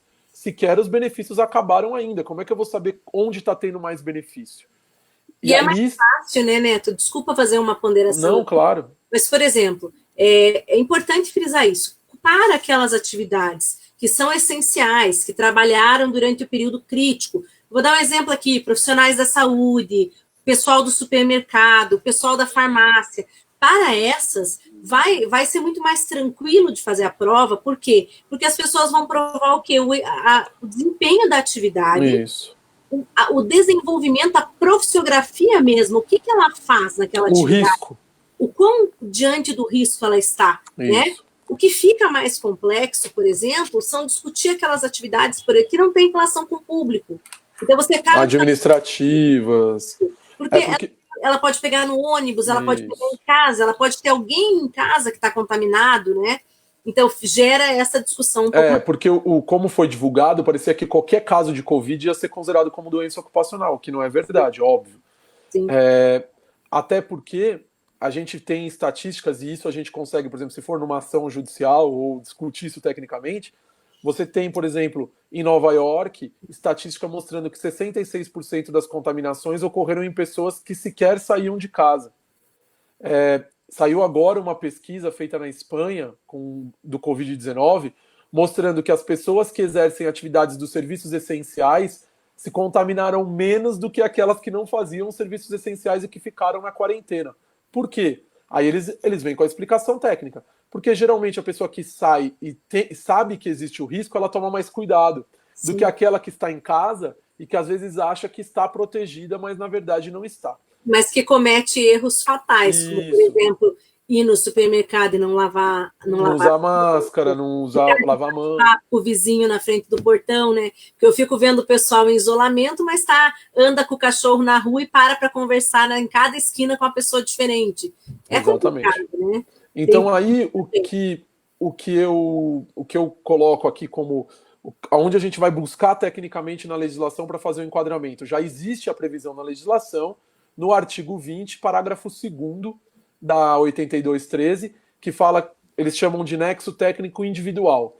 Quando que é aplicado o nexo técnico individual? Quando a natureza do trabalho expõe a pessoa ao risco, e esse risco não está previsto na lista A e B do anexo 2 do decreto 3048 de 99. Esse é o nexo técnico individual. E o que eu propus, e eu já escrevi sobre isso, e vou publicar um artigo sobre isso, fiz num blog, mas agora vou fazer um artigo, é o seguinte: por analogia, a gente utilizar o que há de previsão para a doença endêmica. Por que eu digo por analogia? Porque a Covid-19 não é uma doença endêmica, é óbvio que não, ela é uma doença epidêmica. Doença endêmica é uma doença prevalente numa determinada região, numa determinada população. Esse é o conceito de doença endêmica. A Covid-19 é uma pandemia. Ela tem uma incidência alta rapidamente em toda a população do planeta. Por que é interessante a gente fazer essa analogia? Porque o legislador ele não teria como prever o que ia acontecer. É uma situação sui generis, nunca aconteceu isso, tanto que nunca a gente ficou em casa tanto tempo se isolando de uma infecção. Né? Mas para a doença endêmica, é a linha D do parágrafo 1º também do artigo 20, ele fala o seguinte: não será considerado como doença ocupacional a doença endêmica, exceto quando comprovado que a natureza do trabalho tem uma condição especial que pode estar ligada àquela contaminação. Então, por isso que eu falo da gente poder utilizar isso por analogia. qual que é a ideia? E aí é o que a gente tem recomendado para as empresas, e aí fica aqui a dica para quem é da área de saúde e segurança do trabalho, quem é de RH, para os advogados que orientam empresas. O que a empresa tem que fazer? Muita gente está perguntando assim, tá, mas o que eu tenho que fazer? Como que eu provo que a minha empresa não é uma empresa... O que você tem que fazer é que a sua empresa não tem risco aumentado. Atividades onde houver o risco aumentado, para o direito previdenciário, o nexo causal é presumido. Essa que é uma grande questão. Por isso do entendimento do STF. Para o direito previdenciário, se presume que a doença tem relação com o trabalho. Isso foi decidido agora pelo STF na ação de constitucionalidade do nexo técnico epidemiológico. Está muito claro no voto dos ministros, falando, ó, é uma presunção relativa. Você pode fazer prova em contrário, mas existe uma presunção. Então, se eu tenho uma presunção relativa, eu, empresa, tenho que provar que o risco dela adquirir o Covid na minha empresa não é maior do que se ela estiver na rua, se ela for num supermercado fazer compra, se ela for num... É isso que eu tenho que provar. Como que eu provo isso? Com medidas. Eu cumpri o que o governo está dizendo. Então, distanciamento nas empresas, se eu exerço atividade administrativa, distanciamento social, mais de 2 metros entre um posto de trabalho e o outro, disponibilizar álcool gel, exigir que usem máscaras mesmo que sejam caseiras, evitar reuniões presenciais. Então, todas aquelas medidas que todo mundo já está careca de saber, ninguém mais aguenta ouvir falar sobre isso, porque faz 2 meses que todo mundo só fala isso. É isso que você vai ter que fazer. E aí a empresa tem que provar isso. Então tem que se documentar, tem que fazer documentação, eu tenho chamado de um dossiê Covid, né, para a empresa, fazer um dossiê mesmo, ó, essas foram as medidas que a empresa implementou, isso foi apresentado na reunião da CIPA, foi registrado, eu tenho aqui toda a documentação fotográfica, comprovante de entrega. Eu não tenho recomendado, Ana, que se coloque, por exemplo, essas máscaras que não sejam, porque a gente não está conseguindo comprar máscara com CA para fornecer para o trabalhador. Não tem como eu fornecer N95, PFF2, que são as máscaras que têm o certificado de aprovação de EPI. Mas, se eu estou fornecendo máscara de outros tipos que foram autorizadas pelo Ministério da Saúde, o Ministério da Saúde autorizou eu utilizar máscaras caseiras, de TNT, de outros tecidos, de outros materiais, o que eu estou falando? Não coloca isso na ficha de entrega de EPI. Cria uma ficha paralela só para registrar essa questão da Covid. Fica muito melhor. Aí você faz a entrega, anota quantas entregou, a periodicidade, que houve um treinamento, tem que haver treinamento, as empresas têm que orientar sobre a questão do treinamento, pode ser por videoconferência, pode ser... tem que agir. O que a empresa não pode fazer é se vira aí e acabou, né? Como tudo na parte de saúde e segurança do trabalho, a empresa tem que documentar o que está fazendo e ter ações para que ela não seja negligente com essa contaminação. Mas a ideia é essa. Para algumas atividades onde o risco é alto, já vai ser reconhecido. Isso aí não vai... Existe a presunção, por exemplo, profissional de saúde, ele está lá na linha de frente atendendo casos de Covid. É óbvio que se ele pegar Covid, não vai ter como... Onde existe a probabilidade? A questão é de risco-probabilidade. Aonde a probabilidade é maior? Dele ter adquirido Covid atendendo um paciente com Covid ou na casa dele? É óbvio que é no ambiente de trabalho. Então é esse tipo de coisa, de ponderação que a gente vai ter daqui para frente. Mas, de qualquer forma, não é que todo caso de Covid é doença ocupacional, pelo amor de Deus. Né? Excelente, não, ótima explicação. Acho que ajuda. A gente até já comentou algumas vezes aqui, mas sempre é bom para a gente entender essa ideia de presunção, principalmente porque no direito tributário, e aqui quando a gente fala do previdenciário, a gente está com uma perna no tributário também, a presunção, ela que tem é isso que ela quer dizer. Ela diz, olha, presume-se que seja X, isso. Mas se você me provar que o X é Y, você não vai ter essa incidência de uma determinada tributação. Exatamente, eu tenho que provar que o risco no trabalho não é maior do que aquele risco ordinário, né? A gente fala que existe um risco ordinário, que no caso do Covid é para todo mundo. Eu sempre cito a decisão, ele até vai responder lá o magistrado aqui em São Paulo, agora não lembro se foi magistrado ou desembargador do Tribunal de Justiça aqui de São Paulo, que falou, e ele acertadamente, essa parte da decisão dele está correta, não vou entrar no mérito aqui do restante, mas ele fala, só quem não tem risco de contrair Covid na face da Terra, humano, são os 3 que estão lá na estação espacial. O resto, existe risco. Né? Sim. Deixa eu aproveitar, Neto, mandar um grande abraço para o Hernani, que já foi meu aluno, mas sabe mais do que eu dessa parte toda trabalhista aí, faz tempo que eu não o vejo pessoalmente, grande abraço. O Hernani responde também por uma categoria de profissionais que estão na linha de frente, trabalham no sindicato, então um grande abraço para ele. Alessandro Bartolo está sempre assistindo nossa live também, né, elogiando aqui, a gente quer agradecer a tua participação. O Fábio Ribeiro, ele colocou, olha, e o motorista e o cobrador de ônibus? A mesma situação, né? Igual o médico, igual a questão da... Por exemplo, se eu fosse orientar uma empresa de ônibus, o que eu faria? Adotaria, coloca um acrílico ali separando o motorista de ônibus, máscara no motorista, álcool gel, pronto. O risco dele não vai ser maior do que... É isso que a gente está falando. A questão é do risco. Espera aí que o picou agora. Picou? Então. Travou você inteiro. Voltou? Calma. Voltou ou não? Tá instável ainda, fica aí. Agora você Voltou? Parou, você ficou numa pose estátua. Estátua. Ai, pronto, agora voltou. Voltou, então.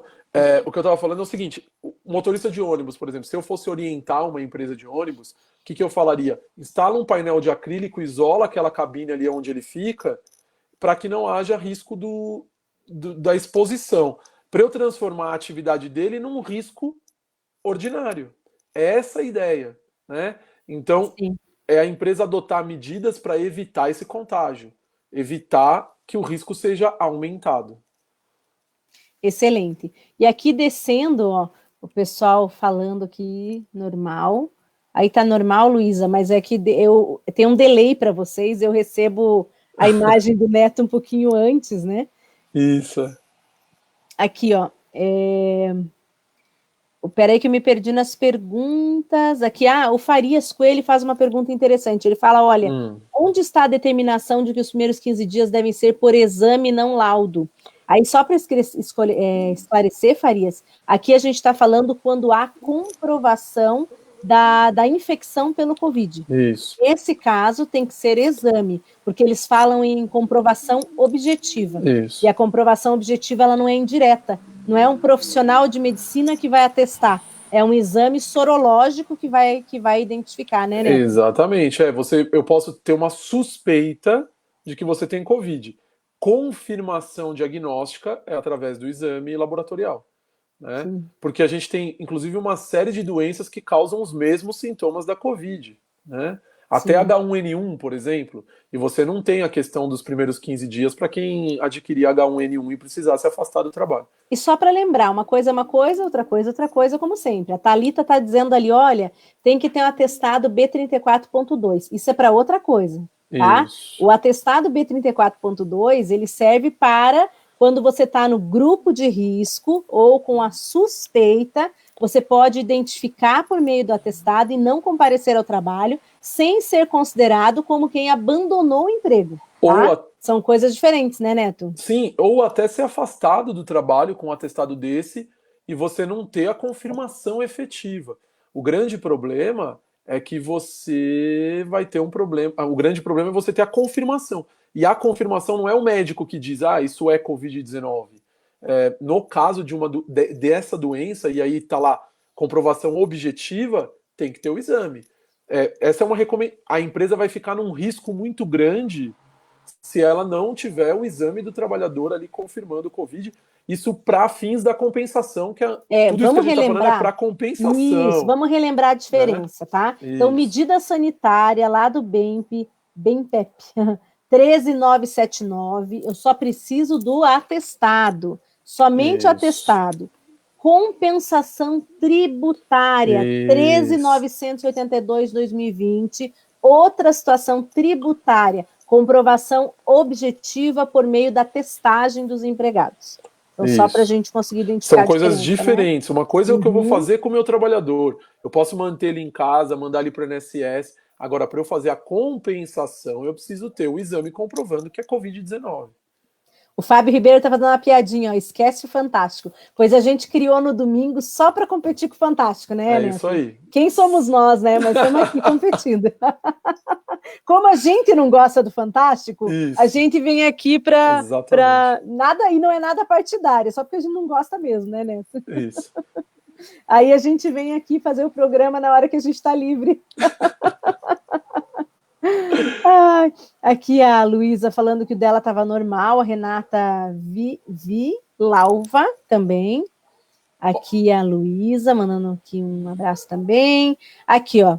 Aqui o Alessandro Bartolo, ele está falando que às vezes o motorista, além de cobrar, né, de dirigir, perdão, ele também cobra as passagens. Isso aí, né? é o risco aí ali fica complicado para ele, Isso. até para usar o acrílico daí. Isso, aí tem que ver, aí tem que fazer adaptações, né? O Farias Coelho está perguntando aqui se o empregado doméstico não se submete à perícia para afastamento. Não, ele vai se submeter normal. A única coisa é que a gente está passando por um momento em que não tem perícia. Isso. Né? Em razão disso, há aquele afastamento, como é que a gente poderia chamar? Emergencial de salário mínimo. Como se fosse um adiantamento, né, de um salário mínimo. Isso. O que acontece, a diferença do doméstico para os outros trabalhadores é que você já entra em benefício previdenciário desde o primeiro dia, não tem os 15 dias pago pelo empregador. Né? Acho que é isso talvez a diferença aqui para a gente ressaltar, né? Sim, e tem uma outra coisa importante, que é só para relembrar, a gente está vivendo um momento diferente, né, Farias? Então, via de regra, ninguém se afasta assim fácil. A pessoa, ela espera, agenda perícia, fica em casa sem receber, esperando, para minimizar esse problema, considerando ainda que os peritos não estão atendendo, a pessoa vai receber um salário mínimo enquanto durar a demora, o retorno dos médicos peritos. Então, quando retornar, quem tem um salário maior vai receber a diferença. Vai passar quem não perícia, tinha direito não vai receber nada, vai voltar ao trabalho. Essa é uma coisa até que a gente não sabe como vai ficar, porque é interessante na medida provisória que fala o seguinte: é um salário mínimo de adiantamento e a pessoa vai passar por perícia se ela quiser a complementação, né? Como grande parte dos benefícios é de um salário mínimo, provavelmente essas pessoas sequer vão passar por uma perícia posterior, né? É muito provável. Sim. Aí o Farias ainda colocou, olha, o encaminhamento ele é feito apenas pelo e-social? Depende, né? As empresas conveniadas com o INSS, elas fazem esse agendamento direto. 135 pode ligar. 135 também, né? E o próprio trabalhador também pode requerer pelo 135 e pela internet. Na gestão do afastado, a gente fala que as empresas é bom ela acompanhar, porque às vezes o trabalhador não sabe, esquece de fazer o agendamento, e aí tem a questão dos 30 dias, né, Ana? Não tem nada a ver aqui, mas se ele requerer isso depois que passou 30 dias, aí ele não vai receber da data do atestado, ele vai receber a partir do requerimento, né? Então, exatamente. E aí, lembrando aqui, o Farias colocou, olha, os primeiros 15 dias estão limitados ao teto? Não. A compensação tributária é limitada ao teto. Por que eu falei isso? Porque no salário maternidade a gente tem uma situação análoga. Também há isso no salário maternidade. Você coloca o empregador para fazer o pagamento, porque ele está mais próximo, é mais fácil que ele faça, desembolse esse valor naquele momento. Para a mulher não ficar desassistida naquele momento. Exatamente. Até porque a gente conhece as peculiaridades e os problemas do INSS. Então, encontrou-se esse método para fazer com que esse pagamento seja realizado no momento, e depois o empregador ele compensa isso por meios de tributos federais, ele compensa isso sempre limitado ao ministro do STF, o seu salário maternidade. Essa norma, em tempos de Covid, ela vem e fala, olha, a gente também vai compensar aqui nesse caso, só que em especial aqui limitado ao teto do INSS. É uma diferença. E não ao ministro do STF, né? Isso aí. Acho que assim, esses eram os pontos mais significativos que a gente tinha para hoje, né? Aqui o pessoal falando que prefere estar com a gente do que com o Fantástico, a gente fica bem feliz, né, Neto? Claro. Concorrendo com o Fantástico, né? Nosso público pode ser pequeno, mas eu tenho certeza que são os melhores. É isso aí. No nosso público querido, né? Só para a gente encerrar, Ana, a gente não falou da MP 905-955. Isso é ótimo, Vamos falar antes da gente encerrar, né? Porque é uma questão bem interessante que houve uma modificação legislativa, passou meio desapercebido ali. A MP 905, ela tratava da questão do auxílio acidente e tratava da questão do acidente trajeto, né? E aí a gente teve o decurso do prazo ali, extrapolou, e no último dia de vigência da MP 905, o presidente Jair Bolsonaro publicou uma nova medida provisória, a 955, suspendendo os efeitos da 905, né, por uma questão política. Ela já tinha sido até aprovada na Câmara, estava no Senado, e aí não ia haver tempo hábil por questão política, ele falou, vamos suspender, e aí publicou-se a MP 955, que fez uma abrogação em relação a 905. Aí tem uma questão interessante que eu até escrevi sobre isso, eu acho que vai ter uma repercussão muito grande na área de saúde e segurança do trabalho, que é o seguinte, com essa suspensão por uma nova medida provisória, o STF já entendeu no passado que uma medida provisória pode ser suspensa por uma nova medida provisória, mas o STF também entendeu que dependendo do que o legislativo votar em relação à 955, ou seja, essa nova medida provisória, pode fazer com que a 905 perca os seus efeitos desde o seu nascimento. E esse é um grande problema, porque a medida provisória ela tem eficácia a partir da sua publicação, então as empresas não emitiram CATs de acidente de trabalho, de acidente de trajeto, como acidente de trabalho, né, situação equiparada ao acidente de trabalho. Os benefícios previdenciários não foram concedidos como acidentários, as empresas não fizeram depósito de fundo de garantia, essas pessoas não estavam estáveis, né? Quem ficou afastado por acidente de trajeto não teve garantida a sua estabilidade, pode ser que ele já tenha sido até demitido sem os 12 meses de estabilidade, e dependendo do que o legislativo decidir, nós podemos ter uma situação onde a medida provisória 905 ela desapareça e perca todos os seus efeitos desde a sua publicação. E o entendimento do STF sobre isso foi um entendimento, se eu não me engano, agora eu não lembro qual foi o ministro, mas foi lá em 1999, é um entendimento bem antigo, fazia tempo que a gente não tinha uma situação como essa. No voto, isso inclusive está lá no site do STF, é citado como uma decisão importante, né, inclusive elencado no site. Eles falam o seguinte, que se a MP 905, vamos dizer que a 955 suspendeu, se o Legislativo, né, a Câmara e o Senado, não destacar especificamente e falar que a 905 continua com seus efeitos, que é isso que tem que ser feito, se eles não falarem nada, ela perde a sua eficácia desde o seu nascimento, desde a sua publicação. Por quê? Porque senão nós teríamos uma situação muito, vamos dizer assim, estranha, porque o Legislativo não considerou a medida provisória como, não trouxe ela para o nosso ordenamento jurídico, não considerou revogou aquela medida provisória, só que o presidente teria conseguido o que ele queria com a medida provisória durante um tempo. Então isso fere, inclusive, o fato das medidas provisórias terem que serem avaliadas pelo Poder Legislativo e darem a anuência para o que a medida provisória está falando. Então é uma situação assim bem insegurança jurídica, insegurança muito grande e que vai poder ter muito efeito para os trabalhadores e para as empresas. Você imagina uma coisa, né? As empresas que não abriram, não emitiram CAT. Exatamente. Como você falou. Aí a gente tem uma situação que vai ter reflexos não só no direito previdenciário, né? Vai ter reflexo no trabalhista, vai ter reflexo no tributário, e aí eu fico me perguntando como que a gente resolve isso para o passado. Sim. E a 905 foi uma derrota, não só uma derrota para o governo, como uma situação de insegurança para todo mundo. Muito. Para os empresários, muito maior, né? Porque agora você pode ter que refazer o ato. E tem uma questão importante sobre o auxílio acidente, né? Porque a MP 905, ela permitia a revisão do auxílio acidente. Então, pode ser que durante a sua vigência nós tivemos auxílios acidentes revistos, sim, que era uma discussão muito grande que a gente tinha. Tem gente que entende que ele sempre pôde ser revisto, tem gente que entende que não, pela sua natureza indenizatória. Mas, de qualquer forma, ela era expressa, autorizando a revisão dos auxílios acidentes pelo INSS. E se ela perder a sua eficácia, e aí? Quem teve o seu auxílio acidente cessado, o INSS vai reestabelecer esse auxílio acidente? Então, assim, é uma insegurança jurídica muito grande. O que a gente espera é que o Poder Legislativo verifique essa questão e defina esse período de vigência da 905. Vamos dizer assim, parametrize de um jeito que a gente tenha segurança jurídica, porque senão a gente vai ter muitos problemas em relação a isso. E o acidente de trajeto é muito significativo dentro das empresas como o acidente de trabalho, né? muitos Até acidentes de porque ele tem um trabalho. reflexo muito grande, né?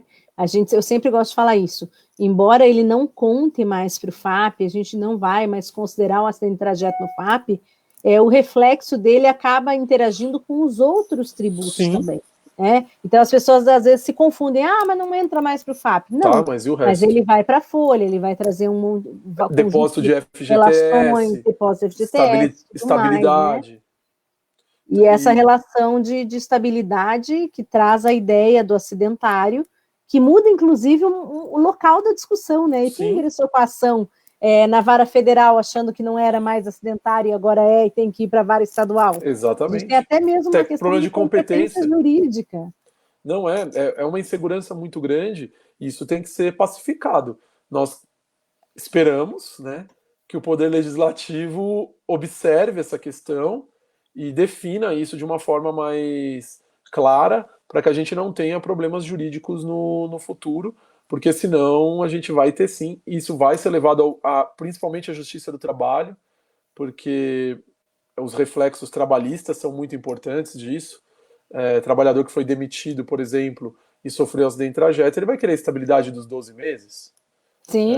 Então, a gente tem grandes questões aí a serem discutidas sobre isso, né? Como sempre, né? Nós e a nossa colchinha de retalhos legislativa, né? Sim. Tem mais, essa pandemia tem mais medida provisória que não sei o quê, né? Isso porque a medida provisória devia ser uma questão tudo bem que é exceção, né? A gente está num momento de exceção. Mas é tanta coisa por medida provisória, e aí você não sabe como que vai ser definido pelo Poder Legislativo, que você não tem nem como... O contrato verde e amarelo, que era a base, por exemplo, da MP 905, é um exemplo disso, né, Ana? Não, e a MP, ela trazia questões bem significativas para julgamento também do Tribunal Administrativo, por exemplo, PLR, bônus, discussões sobre o que entra e o que não entra no salário de contribuição, aquela situação que, a meu ver, era absurda, de contribuição do seguro-desemprego, né, ser contribuinte obrigatório, passar a figurar dentro das classificações de contribuinte obrigatório. Então, assim, tem coisas boas que a MP perdeu a vigência, porque eram absurdas, e tem coisas que acabam gerando, não estou nem discutindo se eram boas ou ruins, mas que o fato dela existir e deixar de existir leva a uma distorção jurídica que a gente pode levar anos para conseguir resolver uma distorção de 4, 5 meses. Esse que é o problema. O grande problema que a gente fala é assim, não é se o acidente de trajeto deveria ser considerado ou não deveria, eu não estou entrando nesse mérito. A grande questão é, as empresas, quando você faz uma gestão a longo prazo, porque você espera que haja segurança jurídica. Então eu posso tomar decisões estratégicas dentro da empresa considerando um cenário. Só que passa 4 meses, esse cenário muda de ponta cabeça. Sim. Então, são questões importantes, a gente não pode negligenciar. Por isso que o Brasil é tão difícil de fazer planejamento a longo prazo.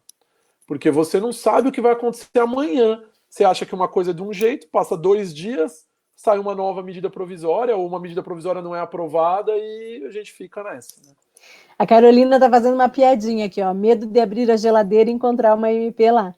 Mais ou menos isso. Eu me lembro disso na época da Copa, né? Que as pessoas foram pegar uma pipoca e quando voltaram o Brasil tinha perdido de 7-0. E aí a gente vai...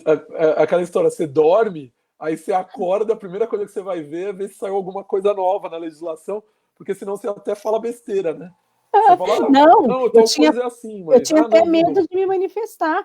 Eu antes olhava o diário oficial para não passar vergonha. A gente que fica gravando programa toda dia sim, dia não, meu Deus. Não, olha só, o Anderson, ele estava dormindo, eu acho, daí surgiu do nada agora, passou calado a live inteira, me faz pensar que dormiu durante a nossa live, ou estava fazendo outra coisa. Ele apareceu, olha, vou fazer uma MP para a realização obrigatória dessa live, sei. Me engana que eu gosto, né? E o Bernardo aqui de Gaiata aproveitando para apoiar. Fala, Bernardo, tudo bem? Um abração, Bernardo. Ai, gente, só dando muita risada, né? Bem, Neto, quero te falar que eu estava com saudade do programa. A gente ficou um mês sem gravar e eu já fiquei com saudade de conversar, de bater papo com o pessoal. Principalmente que o viés não é só previdenciário, né? A gente consegue falar de tudo um pouco, tem bastante liberdade para falar de norma de segurança, Isso. questões médicas, né? A gente falou bastante do Covid. Quem perdeu o nosso programa, ele está lá hospedado no YouTube, no meu canal e no canal do Instituto Isso. Paulista. Exatamente. E lá a gente tem todos os nossos programas, tem uma abinha lá, só do Todos lá. SST News, Todos bem estão legal. lá.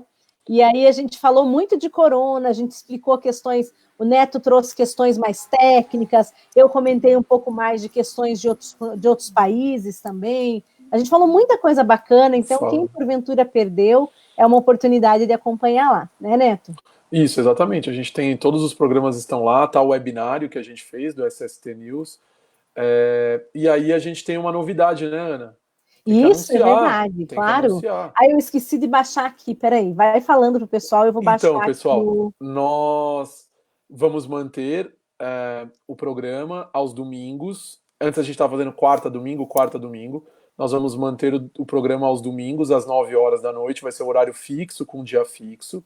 E nós estamos lançando agora um canal lá no Telegram. Então, a Ana vai colocar daqui a pouquinho o QR Code aí para vocês verem. Se não, depois também a gente vai publicar nas redes sociais. O canal no Telegram, ele é do SST News, só que como já tinha registrado o canal SST News lá e não teve como fazer, a gente colocou SST Notícias, tá? Então, quem quiser, quem tiver o Telegram é um aplicativo igual ao WhatsApp, né? Um aplicativo de troca de mensagens. É o aplicativo que teve o vazamento de informações lá, mas é seguro. A gente não vai falar nada que não possa ser publicado, né, Ana? Então não tem problema. Com certeza. Então podem acessar lá, não tem problema, pode baixar no celular. Como que funciona aí o QR Code? Quem tiver pode... É só pegar... Quem nunca usou o QR Code, é só pegar o celular, pegar a câmera do celular e apontar para esse QR Code aqui, tá? Então apontem para o QR Code e aí já vai criar o link no próprio celular, você já vê o link para entrar lá no nosso canal no Telegram. E aí lá a gente vai publicar diariamente questões relativas à parte de saúde e segurança no trabalho, direito do trabalho, direito previdenciário. A gente vai sempre trazendo novidades para vocês, para a gente ter um contato mais direto. O canal, ele funciona um pouquinho diferente de grupo de WhatsApp, então vocês não precisam ficar preocupados que ninguém vai ficar mandando bom dia, acordei, que lindo dia. Não tem isso, porque é um canal com fluxo unidirecional de informações. Nós, administradores do canal, publicamos e vocês recebem a informação. Se alguém quiser conversar com a gente ou mandar alguma coisa, aí tem que ser no particular. No canal, não tem como quem está seguindo o canal fazer comentários, tá? Isso é uma coisa legal desse canal no Telegram, porque evita esse tipo de coisa. Ninguém vai mandar bom dia, que dia feliz. Não, ninguém vai mandar isso, tá? Calma, quero fazer uma ressalva, pessoal. Vocês sabem lá a Branca de Neve e os Sete Anões tem um ranzinza? Esse aqui, gente, deixa eu ver se dá pra ver aqui, ó. Esse aqui, olha. Mas vai falar, quem que gosta... Não, mas pera lá. Quem que gosta de grupo de WhatsApp quando ficam mandando aquelas negocinhos de bom dia ou aquelas mensagens... Não gosta, ninguém gosta, tá? Pode até comentar por educação, mas se acorda de manhã, tem aquele monte de mensagem de bom dia, eu já saí de um monte de grupo de WhatsApp por causa disso. Né? Vamos ser objetivos. O canal é de saúde e segurança do trabalho, notícias. Então a gente vai publicar... Não é nem de clima e nem de bom dia. E nem de coaching, nem de incentivo, não, nada disso. Né? Autoajuda, não. É um canal da área que a gente está tratando. Sim. E aí isso que é bem legal. Ele manda, é unidirecional, por isso que a gente não criou um grupo no WhatsApp. Porque no WhatsApp tem essas questões, até dá para bloquear, mas o WhatsApp tem a limitação de grupo de 256 pessoas. No Telegram não tem essa limitação. A gente pode colocar lá o quanto quiser, dá para criar enquete. Até a gente criou lá uma enquete já, quando vocês entrarem vocês vão ver. Então é super interessante. A gente vai publicar isso. Divulguem, se vocês puderem divulgar para a gente vai divulgar. Quem puder passar para todo mundo que tem da área do direito do trabalho, do direito previdenciário, tributário, dessa parte de meio ambiente de trabalho, saúde e segurança no trabalho, o objetivo é esse, tá? A gente vai comentar lá. E aí, se alguém quiser comentar com a gente, conversar, aí manda no particular, aí a gente conversa no particular, não tem problema nenhum, né? Mas é que o grupo fica confuso mesmo. E se por acaso o pessoal não conseguiu pegar o QR Code agora, não tem problema. Sim. Eu e o Neto, nós vamos, acabando o programa aqui, nós vamos postar no nosso Instagram e também lá no nosso Facebook, tanto no dele quanto no meu. Isso. Só para vocês saberem também, às vezes ele não fica muito nítido colocando numa arte. Então a gente vai postar só com a legenda para que ele fique grande e fique bem, para vocês conseguirem, bateu ali, mas eu não sei o que é. Aponta como se fosse uma fotografia. Isso. A maioria dos celulares reconhece. Mas não reconheceu. Vai lá no Play Store, se for Android, ou na loja da Apple e baixa o QR Code mesmo, é o programa. E aí vai conseguir acessar. Isso, exatamente. Não consegui de jeito nenhum, tem problema. Entra no Telegram, baixa o Telegram, tá? Vou escrever aqui para vocês lembrarem. Telegram, baixa o Telegram, tá? Baixando o Telegram, você procura nós, SST Notícias. Exatamente. E aí, quem não conseguir, manda no privado para mim ou para Ana, que a gente manda um link, porque tem um linkzinho. A gente até vai postar lá o link, mas para vocês poderem compartilhar.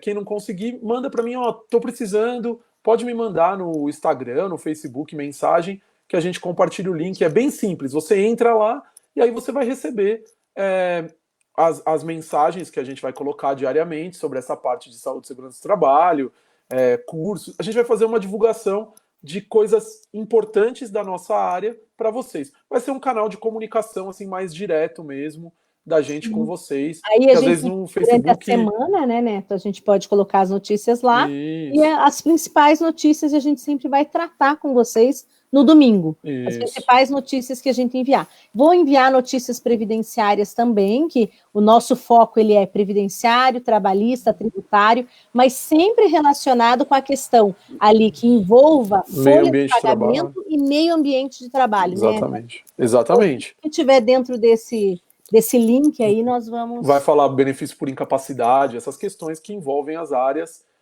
esse meio da questão do meio ambiente de trabalho.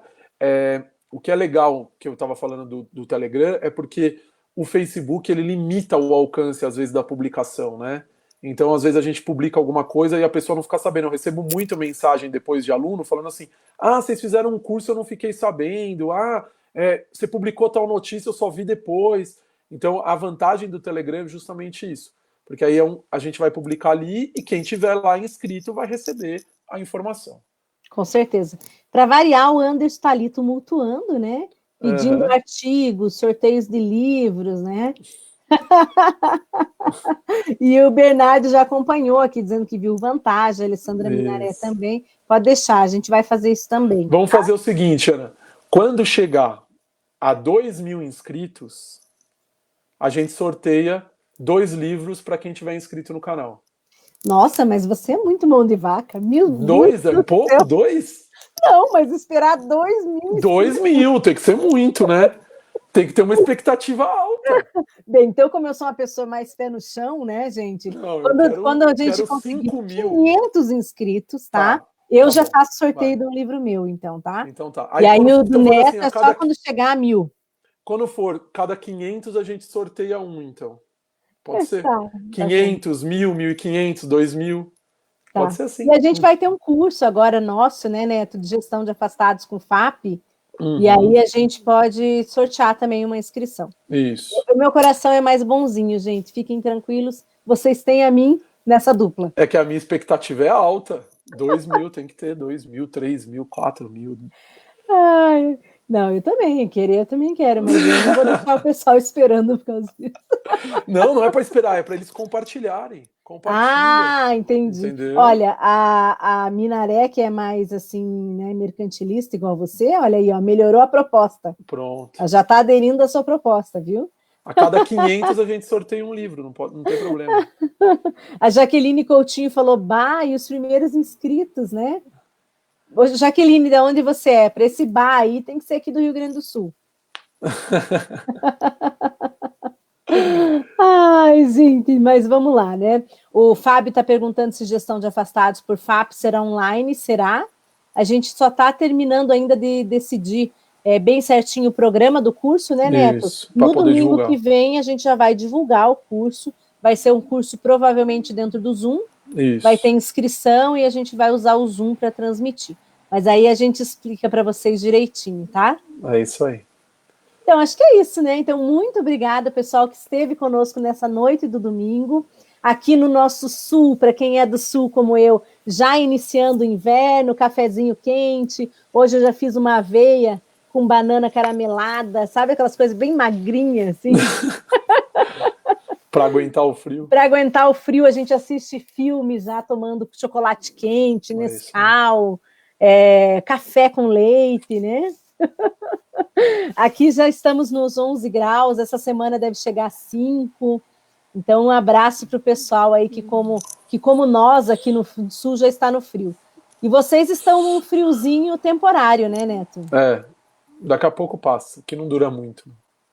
Não tem feito inverno muito rigoroso em São Paulo, não. Vamos ver esse ano, né? Bem, o nosso ano passado começou muito frio, depois foi tranquilo, mas estão dizendo que esse ano vai ser mais rigoroso. Vamos ver. Então tá bom. Ó, o Alessandro Bartolo já resolveu tudo aqui. Gostei, Alessandro. Isso aí. Ele falou que coração de médico é mais frio. Não é assim. Nada, gente, vocês nem sabem. No fundo, o Neto é bonzinho, eu que sou ruim. Eu sou mais...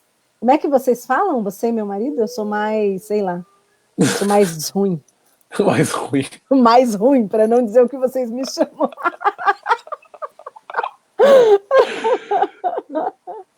Pessoal, então é isso. Um beijo grande, até o próximo domingo e não nos abandonem. Acompanhem lá no canal que vai ter muita coisa legal para todos vocês.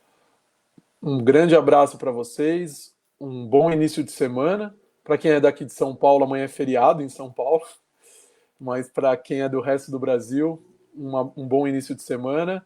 E vamos lá que, se Deus quiser, daqui a pouco acaba tudo isso e a gente vai poder voltar à normalidade. Nem me fale, isso mesmo. Beijão, pessoal. Um abraço, pessoal, um beijo. Tchau, tchau. Um beijo para todos que ficaram conosco. Até mais.